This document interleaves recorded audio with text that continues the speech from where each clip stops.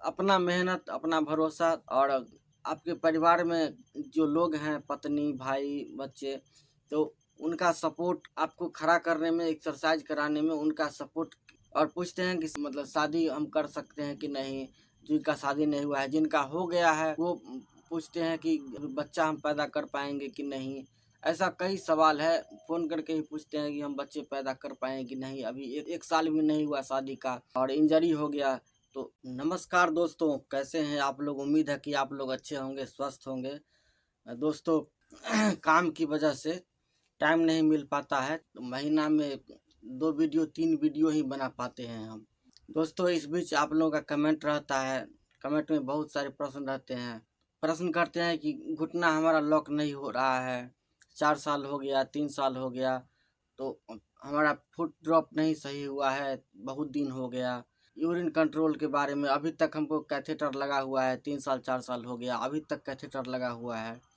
तो ऐसे ही बहुत सारे प्रश्न रहते हैं। एक तरह से ये समझिए कि इसमें जो स्पाइनल कॉर्ड इंजरी है, इसमें एक तरह से पेशेंट को अनुभव 3 महीना, 4 महीना, 6 महीना तक में ये इतना अनुभव हो जाता है कि हम किस हद तक ठीक हो पाएंगे। शुरुआती दौर में जो थोड़ा आता है रिकवरी, उसके अनुसार ये अनुभव अनुमान हो जाता है पेशेंट को कि हम कितना तक रिकवर कर पाएंगे। बहुत पेशेंट को नहीं होता है।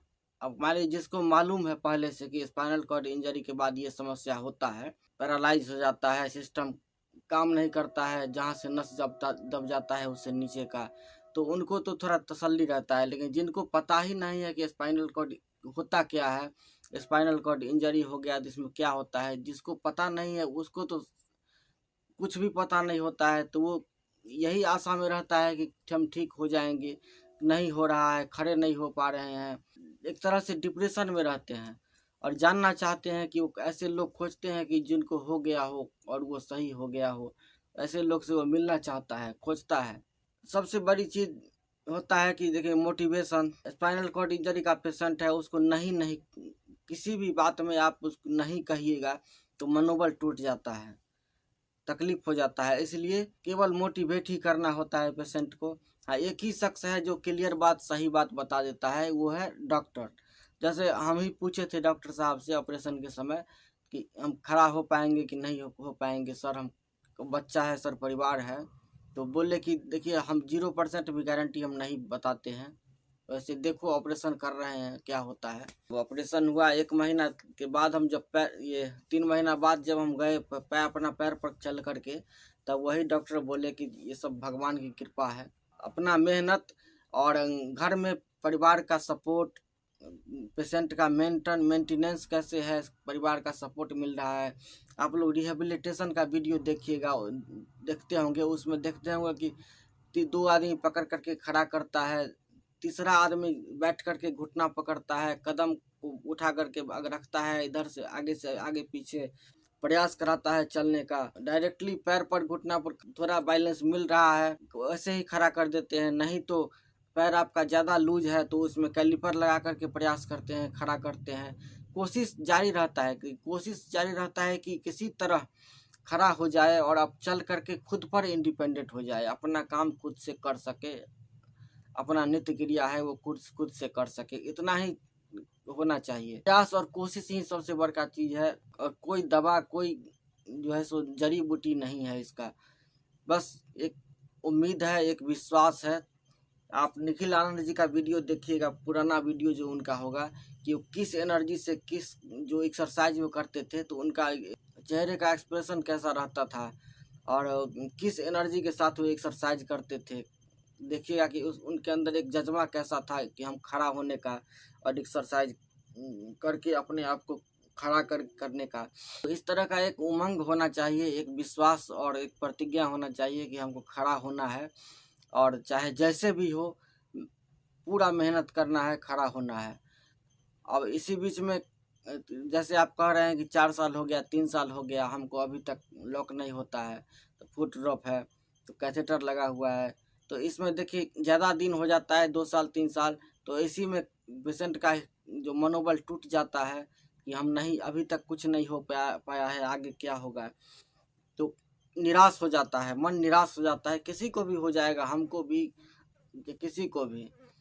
तो इसमें मोटिवेशन का ज़रूरत पड़ता है। जैसे कि आप लोग कहते हैं कि फिजियोथेरेपी डॉक्टर आता है, तो डॉक्टर एक तरह से मोटिवेट भी करता है पेशेंट को, एक्सरसाइज भी कराता है, फिजियोथेरेपी कराता है और पेशेंट को मोटिवेट भी करता है। कि सबसे बड़ी चीज़ एक्सरसाइज ही है, और अपना मेहनत, अपना भरोसा, और आपके परिवार में जो लोग हैं, पत्नी, भाई, बच्चे, तो उनका सपोर्ट आपको खड़ा करने में, एक्सरसाइज कराने में उनका सपोर्ट कैसा रहता है, क्या मेंटेनेंस होता है आप पेशेंट का। और पूछते हैं कि शादी के बारे में कि मतलब शादी हम कर सकते हैं कि नहीं, जिनका शादी नहीं हुआ है। जिनका हो गया है वो पूछते हैं कि अब बच्चा हम पैदा कर पाएंगे कि नहीं। ऐसा कई सवाल है, फ़ोन करके ही पूछते हैं कि हम बच्चे पैदा कर पाएंगे कि नहीं, अभी 1 साल भी नहीं हुआ शादी का और इंजरी हो गया, तो बच्चे होंगे कि नहीं, ये टेंशन है। तो देखिए 1 साल 2 साल में तो ये चीज़ आप भूल ही जाइए, इसको 1-2 साल साइड कर दीजिए। आप पहले शरीर पर खड़ा होने पर ध्यान दीजिए और आप शरीर का मेंटेन पर। 2 साल 3 साल जब बीत जाएगा, उसके बाद आपको खुद ही अनुभव हो जाएगा कि हम कर सकते हैं कि नहीं कर सकते हैं, बच्चा पैदा कर सकते हैं कि नहीं कर सकते हैं। ये खुद ही आपको अनुभव हो जाएगा, ये किसी को बताने का ज़रूरत नहीं है। और हर पेशेंट में एक जैसा नहीं होता है। किसी का अंग का सेंसेशन गायब है तो दूसरे पेशेंट में देखिए कि उस अंग का है। किसी का पीछे से शून्यपन हो जाता है, किसी का आगे से सेंसेशन रहता है, किसी को आगे सेंसेशन खत्म हो जाता है, किसी को पीछे रहता है। किसी के पैर में जो है सो एक पैर में जान रहता है, एक पैर पैरालाइज हो जाता है, किसी का दोनों पैर पैरालाइज हो जाता है, जिसको कहते हैं इनकम्प्लीट और कंप्लीट इंजरी। कंप्लीट वाले में जो है वो डायरेक्टली पूरा कंप्लीट ही रहता है इंजरी।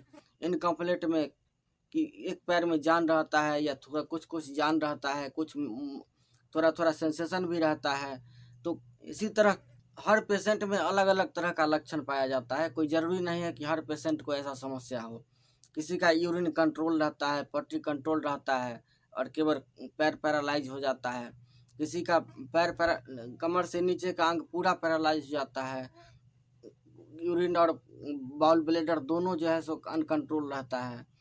तो इसमें सभी का अलग अलग लक्षण होता है। इसमें एक जैसा किसी को नहीं होता है। कोई ज़रूरी नहीं कि हमको ये समस्या है तो दूसरे को भी हो। और जो मान लीजिए एक्सरसाइज भी जो करते हैं, तो देख कर के जैसे हम जो एक्सरसाइज करते हैं वही एक्सरसाइज आप भी करते हैं। तो एक्सरसाइज के साथ साथ देखिए अपना भावना भी होना चाहिए कि हम एक्सरसाइज कर रहे हैं, तो उसके साथ एक जोश होना चाहिए और हम ठीक हो रहे हैं, ऐसा विश्वास अंदर में होना चाहिए कि हम ठीक हो रहे हैं और एक्सरसाइज हमको अच्छा फ़ायदा कर दे रहा है।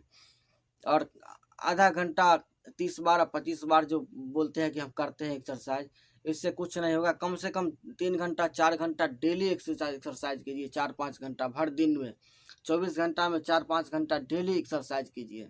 ठीक है दोस्तों, ऐसे ही टॉपिक के साथ अगले वीडियो में फिर से मिलेंगे। तो मिलते हैं अगले वीडियो में। जय श्री राम, प्रणाम।